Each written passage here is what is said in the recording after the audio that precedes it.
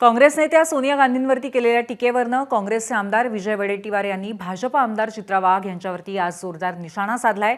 वंदे मातरमवरनं चित्रा वाघ यांनी सोनिया गांधींवरती टीका केली होती।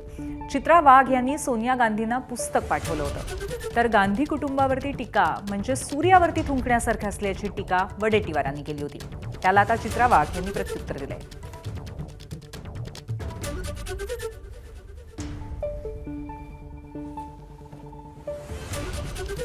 काल वंदे मातरम गीत चालू असताना ज्या पद्धतीने तुम्ही खरगेजींशी त्या ठिकाणी बोलत होता, हा आपल्या राष्ट्रीय गीताचा अपमान आहे, आपल्या देशाचा अपमान आहे। आणि म्हणून मला असं सुचलं की हे पुस्तक आपल्याला पाठवावं, आपल्यापर्यंत जावं, यासाठी हे मी पुस्तक पाठवते। कारण फक्त गांधी नाव आपल्यामध्ये असल्याने त्या ठिकाणी देशभक्ती येत नाही, ती रगारगात असली पाहिजे, रगरगात असली पाहिजे।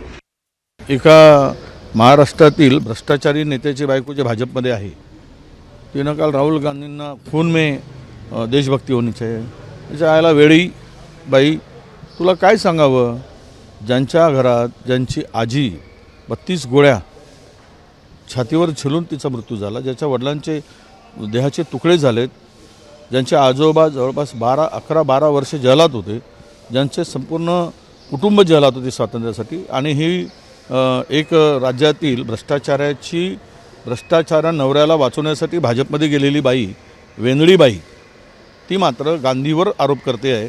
जिथे म्हणजे सूर्याकडे थुंकून बघण्याचा प्रयत्न आहे, तिच्या तोंडावरच आज सगळी थुंकी पडणार आहे। वंदे मातरमचा अपमान सहन न होणे जर वेडेपणा असेल तर होय, मी या देशाच्या सन्मानासाठी 100 वेळा वेडी व्हायला तयार आहे।